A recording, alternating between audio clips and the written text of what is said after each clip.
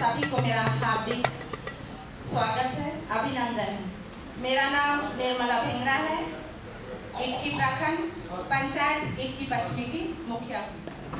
अन्य सीट से ही मैं उठी थी, तो मैं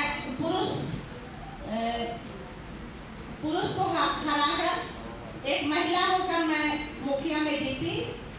और इस तरह से पंचायत में ज़्यादा विकास कार्य नहीं हुआ, लेकिन मैंने पंचायत में खुद भ्रमण करके बहुत प्यार मिला। फिर जब पहली बार ज़्यादा विकास का कार्य नहीं हो पाया, दूसरी बार मैं बहुत ही मेरा संघर्षपूर्ण सत्र रहा।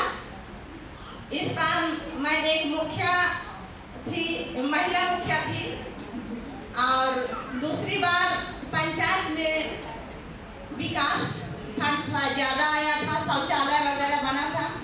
तो इस चलते एक महिला मुखिया को दबाने पर मुकदमा भी हुआ। शौचालय सही से मतलब बना भी नहीं पाई, लेकिन और उस दौरान मुझे पद से हटाने के लिए बहुत से ऐसे लोग पंचायत में आए और ग्राम सभा करके मुखिया को हटाकर उप मुखिया को वहाँ पद दिया जा रहा है। खुद ठान ली कि मैं खुद काम कर सकती हूँ, मेरे रास्ते में कोई दूसरा नहीं कर सकता है। उसके बाद मेरे साथ बहुत संघर्ष की। मुखिया होने के चलते बहुत से ऐसे दबंग लोग मेरे पंचायत में थे। विकास फंड जैसे आता था और तरह तरह का मेरे ऊपर इल्जाम लगाया जाता था। फिर मैंने अपना नॉमिनेशन किया, फिर मैंने जीत हासिल की। लोग हैं वो मेरे बहुत ही चहेते बन चुके हैं और जिधर भी फील्ड में जाती हूँ, मुखिया तुम ही रहो, हम लोग खुद लाएंगे, तो हमको भी अच्छा लगता है। प्रधानमंत्री आवास, फिर इंदिरा आवास और अबू आवास का भी मैंने बहुत, स्कूल और आंगनबाड़ी का भी निरीक्षण करती हूँ कि कितने बच्चे हैं स्कूल में हैं।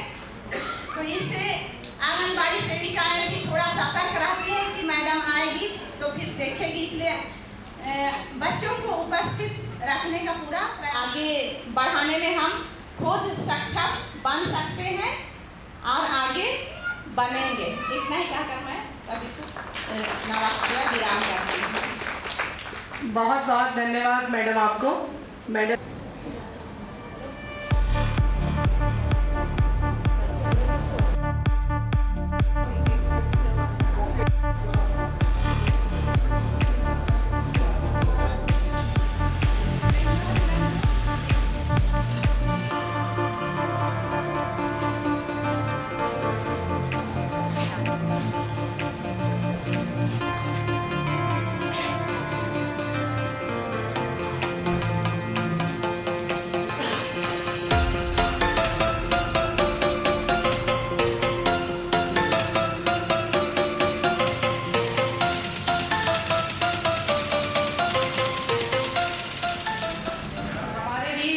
हमारे डीडीसी सर का आगमन हो चुका है।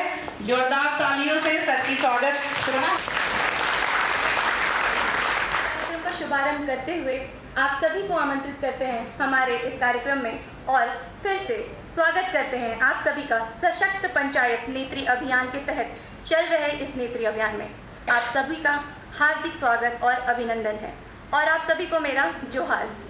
पंचायत नेत्री अभियान के कार्यशाला में, जो कि शुभारंभ कार्यशाला है जिला स्तरीय। ये शुभारंभ कार्यशाला इसलिए कि इसके बाद हम लोगों का लगातार प्रशिक्षण कार्यक्रम प्रारंभ होगा जिला स्तरीय, प्रखंड स्तरीय।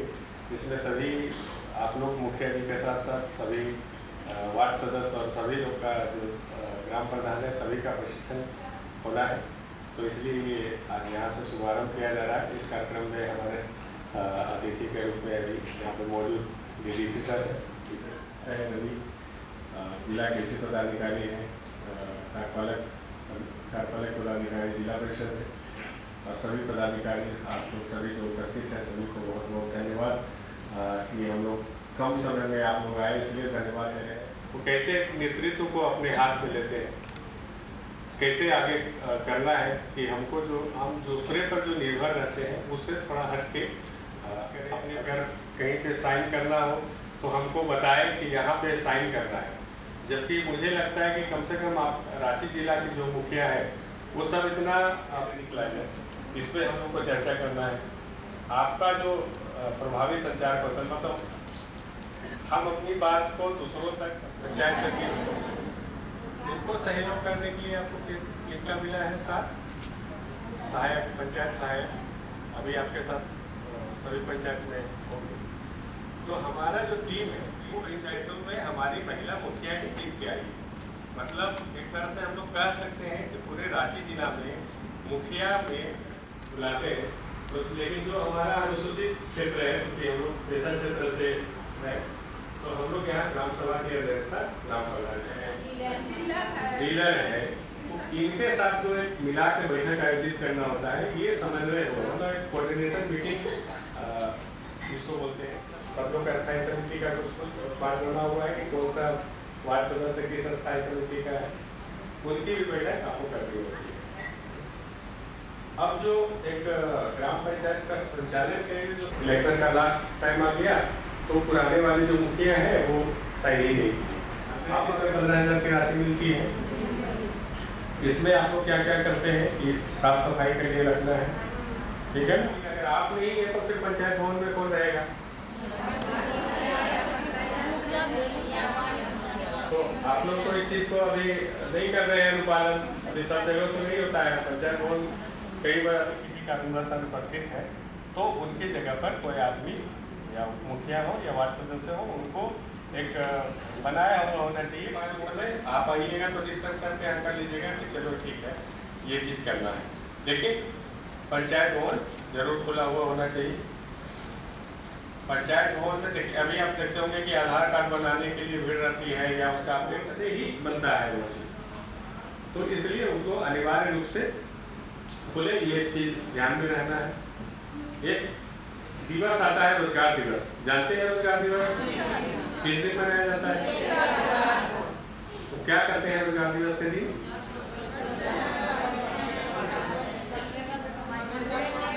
पर उचित कार्रवाई करना है, वो कार्रवाई किया जाए। तो ये सभी के जगह पर होना चाहिए। फिर आपके काम में है, आप लोग बनाते ही हैं, डीपीडीपी का आपके यहाँ चलता है, ग्राम सभा होती है, फिर उसमें योजना लिया जाता है, योजना को फिर हम लोग कार्यकारिणी की बैठक में पारित करते हैं, फिर वो आगे जाता है, फिर जाके वार्षिक कार्य योजना बनता है। उसके अनुरूप फिर हम लोग को फंड भी आता है 15वां वित्त का। अब उसके बाद अभी चूँकि राज्य वित्त का पैसा के लिए बहुत अभी हमको क्या काम पहले करना है, क्या काम बाद में करना है, अब ये कहाँ डिसाइड होता है? कार्यकारिणी की बैठक। आज केंद्रीय प्रशिक्षण संस्थान हेरल में सशक्त पंचायत नेत्री अभियान की कार्यशाला में पदाधिकारीगण, पंचायत शाखा के कर्मी और रांची जिला के विभिन्न प्रखंडों से आए हमारे मुखिया बनाई जाती है। तो इस समाज में आप लोग आगे बढ़ के काम कर रहे हैं और इतनी भारी संख्या में हमारी महिला जनप्रतिनिधि हैं, देख के काफ़ी हर्षित हैं। ज़्यादा समय नहीं लूँगा, आपका योजना लागू किया है। सर्वजन पेंशन की अवधारणा है, इसमें टारगेट नहीं है, ये बहुत बड़ी बात है। इसमें टारगेट नहीं है। पहले जो भी योजना होती थी उसमें कहीं लक्ष्य निर्धारित करता था, तो सरकार ने वो लक्ष्य हटा दिया है और उसके शर्तों को काफ़ी सरल किया है। सर्वजन पेंशन योजना में बहुत सारा कॉन्सेप्ट है, जैसे कि वृद्धावस्था में जैसे जानते हैं कि 60 वर्ष से ऊपर के व्यक्तियों को मिलता है, लेकिन फिर से सरकार ने संशोधन कर 50 से 60 वर्ष की 50 वर्ष से ऊपर पहले विधवा, जैसे कि 2 प्रकार की योजनाएं होती हैं, केंद्र प्रायोजित योजना या राज्य संचालित योजना।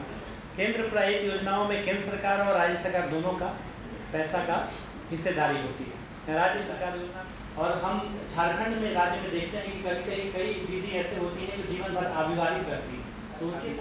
और ये भी ध्यान देना चाहता हूँ कि 45 वर्ष से ऊपर अगर कोई महिला है और जिन्होंने शादी नहीं किया है, बेसहारा है, उनको भी इस योजना हमारी सरकार बनाती है। 5 वर्ष से ऊपर के दिव्यांग बच्चों को UDID कार्ड होता है, उस पर 40% दिव्यांगता के शर्त पे हम लोग पेंशन देते हैं। तो सर्वजन पेंशन योजना के संबंध में मैंने बात, और मुख्य अर्जय की आयु 18 से 59 वर्ष होनी चाहिए और वो परिवार बीपीएल श्रेणी में होना चाहिए। अगर बीपीएल श्रेणी में उसका नाम है तो आप दे सकते हैं। तो हम लोग देखते हैं कि विभिन्न राज्य आप अपने पास के गांव में, अपने पंचायत क्षेत्रों में देख लीजिए, अगर कोई गरीब व्यक्ति है, मुख्य अर्जक है, इसमें मुख्य अर्जक पुरुष और महिला दोनों हो सकती है, अगर उसकी मृत्यु होती है तो एक मुफ्त एक बार में पारिवारिक लाभ योजना के तहत 20,000 रुपया मिलता है। और इस योजना के तहत शहरी क्षेत्रों में, खासकर रांची, बोकारो, जमशेदपुर जैसे क्षेत्रों में क्या होता है कि आवंटन आता है और आवंटन का 100% सत्यापन नहीं हो पाता है, 100% यूज नहीं हो पाता है, वो राशि प्रत्यापित की जाती है। और साहेब, जैसा कि देखा गया है राज्य स्तर पे कि संथाल परगना जैसे साहेबगंज, पलामू, गढ़वा, अन्य जो संथाल परगना में है, पाकुड़ वगैरह में, इस योजना अंतर्गत जो राशि आवंटित की जाती है उसका 100% यूज होता है और अतिरिक्त राशि की मांग की जाती है। तो मेरा कहना है कि आप अपने पंचायत में थोड़ा अलर्ट रहेंगे कि इस गाँव में अगर कोई भी है, इसमें पैसे की कमी नहीं है, आप लोग इसमें देख लीजिए। अगर कोई योग्य व्यक्ति है, 18 काफ़ी सरकार का योजना का, और उस पर वंचित फैमिली का कल्याण होगा, तो इस पर थोड़ा सा आप लोग ध्यान दे सकते हैं। एक अब मैं ये बताना चाहूँगा, झारखंड मुख्यमंत्री मैया सम्मान योजना के बारे में आप लोग जानते हैं, बहुत ही लोकप्रिय योजना, कार्यक्रम डीजी सर के द्वारा अनाउंस किया गया है और उसमें सभी जिला के अधिपति आप जिस क्षेत्र की पंचायत की मुखिया हैं, आपके पंचायत में कोई भी ऐसा योग्य व्यक्ति हो जो सर्वजन पेंशन योजना अंतर्गत वृद्धा का कॉम्पोनेंट हो, विधवा कॉम्पोनेंट हो, दिव्यांग का कॉम्पोनेंट हो, इवन HIV का भी कॉम्पोनेंट हो, इवन सरकार ने इस योजना का समावेशन करके ट्रांसजेंडर व्यक्तियों को भी हम लोग दे रहे हैं। ट्रांसजेंडर व्यक्तियों को 7 लाभुक रांची जिला में ट्रांसजेंडर सर्टिफिकेट से वो सर्वजन पेंशन पा रहे हैं। मतलब इंक्लूजन का ये स्तर है, तो आप लोग देख लीजिए, कोई छोटे नहीं इसमें। एक भी योग्य व्यक्ति, बिल्कुल ठीक है, मैं फिर से रिपीट कर देता हूँ, 18 वर्ष से ऊपर की विधवा माता बहनों को देती है सरकार, 18 वर्ष से ऊपर को परित्यक्ता को भी देती है। परित्यक्ता के संदर्भ में किसी कारणवश मृत्यु हो गई है तो वो पूरे परिवार का संभाल लेती है, आजीवन अविवाहित रहती है। तो 45 वर्ष से ऊपर अगर ऐसी महिला है जो एकल है, शादी विवाह उन्होंने नहीं किया है, तो उनको भी दे सकते हैं। उसमें सर्टिफिकेट नहीं चाहिए, पंचायत सचिव के स्तर से चाहिए और मुखिया के स्तर से चाहिए, उस पर प्रखंड विकास पदाधिकारी स्वीकृति प्रदान करेंगे, इसमें कहीं कोई इशू नहीं। आराम से टू द पॉइंट क्वेश्चन पूछिए, बताइए।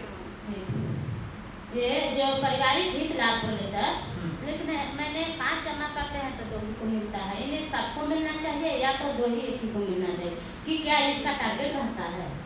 नहीं, टारगेट नहीं रहता है, लेकिन पेंशन योजना में बहुत सारी ऐसी माताएं हैं जो है जिनका 60 साल हो चुका है, लेकिन आधार में उनका 35 साल है, 30 साल है, ऐसे बहुत सारे लाभुक हैं जो छूटे हुए हैं, तो उन लोग का भी आधार सुधार हो नहीं रहा है। उसके आधार में 35 साल कैसे हो जाएगा? ऐसा आधार करेक्ट कराइए सर, उसके लिए भी अभी जन्म प्रमाण पत्र मांगा जा रहा है, तो उस समय का जन्म प्रमाण पत्र हम लोग सत्यापित कैसे करेंगे? अच्छा, उस पर DIO साहब बताएंगे सर। वो हम लोग के लिए नहीं, देखिए बात है तो पेंशन दिया जा सकता है। तो सर उसमें फिर वोटर ID से भी तो हो सकता है, लेकिन वोटर ID कार्ड में नहीं हो रहा है।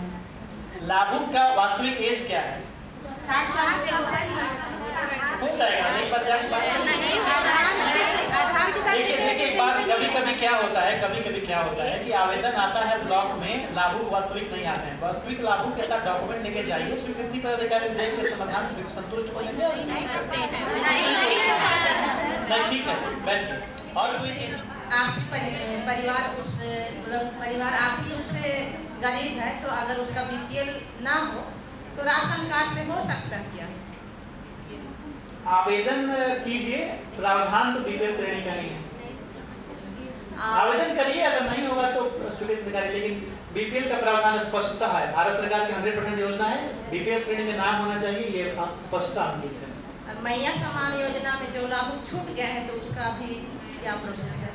विभाग से पोर्टल जब खोलेगा तो नए लाभों को दिया जाएगा। अभी सारा उद्देश्य ये है कि अभी जितने लाभ।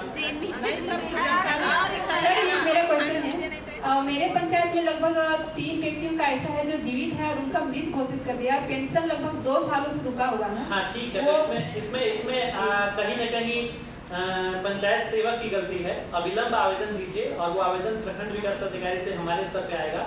जो भी आवेदन आता है हम उसको ये कहीं न कहीं ये सुपरविजन का त्रुटि है कि सर के लिए उन्होंने आपके सारे प्रश्नों का भी उत्तर दिया और अपनी योजनाओं का उल्लेख भी किया, इसके लिए उनके लिए एक बार जोरदार तालियां। जैसे सर डीओ साहब एवं अन्य सभी पदाधिकारी एवं कर्मीगण विभाग के एवं आप सभी महिला मुख्यालय सभी को जोहार। जैसा कि मैं बता दूं, मैं यहाँ सूचना विज्ञान पदाधिकारी हूँ।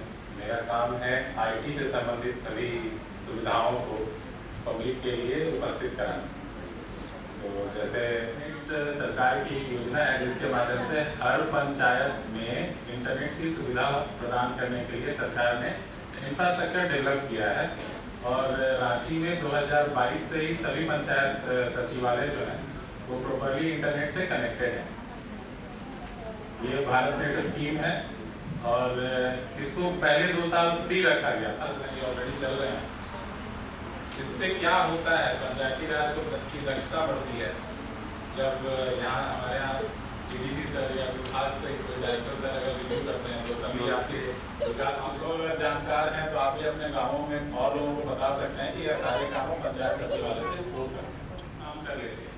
नॉर्मली ये बताया जाता है कि 2 से 3 मिनट के अंदर पूरा का पूरा वो चैन रोक दिया जाता है कि जहाँ तक पैसे जा रहे हैं, तो आपके पैसे सुरक्षित हो जाते हैं और इस बात की बहुत ज़्यादा संभावना होती है कि वो पैसे वापस मिल जाए। इसे 1930 जरूर रखें। इसके लिए हम उनका बहुत बहुत आभार प्रकट करते हैं। एक बार जोरदार तालियों से उनको और हमें अपनी विभिन्न योजनाओं के बारे में बताएं।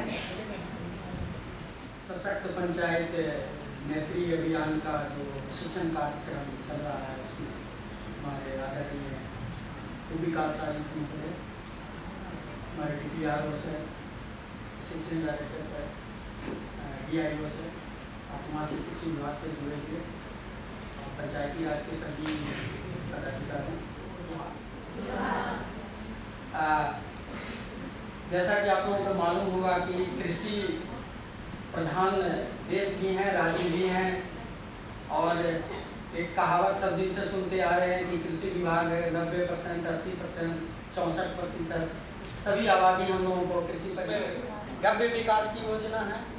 तो इस तरह की मत्स्य पालन, तो इन योजनाओं का जो अंतिम जो लाभुक होते हैं वो अधिकतर योजनाओं में आपके द्वारा ही अनुशंसित होते हैं। मैं अभी कृषि विभाग के बारे में कुछ योजनाओं के बारे में ज़्यादा न समय देते हुए बताऊंगा। बीज लेना चाहेगा, अगर बीज उपलब्ध होगा, बीज वितरण कुछ 100% से है, कुछ मुफ्त है और कुछ 50% जो लैंड ऑफ टैक्स के माध्यम से दिए जा रहे हैं। तो जो पहले जो समस्याएं हम पर भी लगता था, आपके पंचायत जो आवाज लगा के बता, हाँ मैडम वो अभी आवाज नहीं आएगा। पंचायत ऑफिस से काम से जो ऑफिस आए हुए थे तो बस काम खत्म हो गया, बस में पूछ रहे। अच्छा ठीक है, फंसवा दिया ना हमको। ऑफिस आपको खोलना था, हमको सुस्ताने का बारी था आज। अरे बाप बताने वाला बस इतना जोर से ठंडा पड़ रहा है, एक हमारे रजाई के लिए तब भी नहीं जा रहा था, अंधा पड़ा हुआ था। हाँ नहीं होंगे तो बहुत आज कितना ठंडा पड़ रहा है, निकल आने वाला। प्रधान जी को तो सुल्तान को कहा, हम प्रधान जी को फ़ोन कर दिए हैं, अब टेंशन मत लीजिए, टाइम से ऑफिस खोले, टाइम से बंद कर रहे हैं, आराम से घूमिए फिरिए। तो काहे परेशान हो रहे हैं, सब मेहमान लोग हैं करने के लिए। और मंच पे सभी पदाधिकारी को मेरा जोहार और सारे मुखिया दीदियों को भी मेरा जोहार। पंचायत की अस्थायी समितियों पर, ग्राम पंचायत अस्थायी समितियों के बारे में आप लोग सभी को पता है क्या, कितनी अस्थायी समितियां होती हैं? बहुत अच्छे। पिछले वर्ष में क्या क्या काम हम लोग किए हैं और किस तरह से हम लोग को आगे काम करना है, ये बैठक करते हैं हम लोग, इसकी चिट्ठी भी निकालते हैं और ये बैठक में चर्चा इसी बातों की होती है कि हम लोग क्या क्या चीज़ों पे काम करने का तय किया था पिछले बैठक में, वो काम कहाँ तक हुआ और कहाँ आगे इसको करना है। सही है? सही हो गया। इसके अलावा कृषि मित्र भी हैं और बहुत सारे पदाधिकारी, NGO सेक्टर के लोग बहुत सारे हैं जो आपके सहकर्मी हैं, पंचायतों में आते हैं और काम को करते कि आप कौन सी योजना आया है, आपके पंचायत के लिए कितना फंड है और कितने लोगों को दे पाना है, कौन से लोग जिसको अति आवश्यक है किनको दे, है ना, इन बातों पे भी विशेष ध्यान रखना है। आप नारी शक्ति हैं, नारी शक्ति के अंदर बहुत सारी ताकतें हैं करने के लिए। मैं यही कहूँगी बार बार आप लोगों से कि किसके पंचायत में सबसे अच्छा काम चल रहा है, बस एक कोई दीदी से हम सुनना चाहेंगे, है ना, सहयोग कर्मी, जनपद पंचायत जिला पदाधिकारी जो कि नीति निदेशक और वित्तीय सहायता के लिए और क्षमता निर्माण कौन सी महिला को जरूरतमंद है उसके लिए। इसके अलावा स्थापित करें और अपने पंचायत को सशक्त करें। हम नारियां घर से उठ करके मैदान में अपने फील्ड में बहुत अच्छा काम कर रही हैं और आगे लेके जा रही हैं, क्योंकि हम अच्छी नेतृत्व करता है। आप मेरी बातों से सहमत हैं? मैंने पहले भी सुना, आप लोग बहुत अच्छा अपना बता रही थी कि बहुत अच्छा आपने काम किया है, तो आप लोगों के लिए जोरदार समाहित करना मुश्किल हो रहा था, फिर भी उन्होंने बहुत ही कम शब्दों में अच्छे से विषय को समाहित किया। इसके लिए उनके लिए जोरदार तालियां। अब मैं इस कार्यक्रम की विधिवत शुरुआत दीप प्रज्वलन के साथ करते हुए मैं आमंत्रित जिनके कर कमलों द्वारा इस कार्यक्रम का शुभारंभ होने जा रहा है।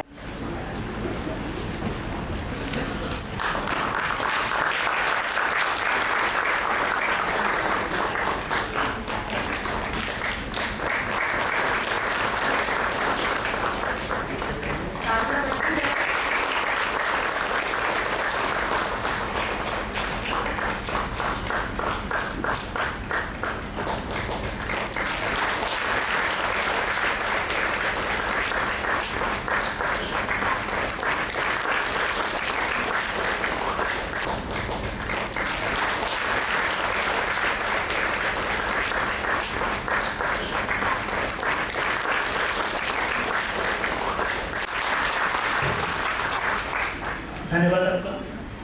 यहाँ पे मौजूद सभी पदाधिकारीगण, सभी मुखिया, मीडिया से आए हुए लोग, सभी को मेरा अभिनंदन है। तो हमारा पंचायती राज और एक विमेन एम्पावरमेंट, जिस पे शुरू से ही बहुत जोर दिया गया है और हर बार इन दोनों के बारे में बोला जाता है कि अगर लोकल गवर्नेंस को स्ट्रॉन्ग करना है और विमेन एम्पावरमेंट को हम लोग को उसमें इंक्लूड करना है, उसका डिवोल्यूशन कि वो एकदम नीचे से खर्च हो, ताकि लोकल स्तर पे आप लोग को जो मालूम है कि क्या खर्च करना है वो आपसे बेहतर कोई नहीं जानेगा। फंक्शंस जैसा कि अभी हमारे अलग अलग ऑफिसर्स ने बताया, सबने बताया, चाहे वो ADSS हो, DPRO हो, DIO हो, सबने बताया कि उनके हर जो फंक्शनरीज है ब्लॉक स्तर के, उसके साथ आपका कोऑर्डिनेशन होता है और आप लोग इस काम को अंजाम देते हैं।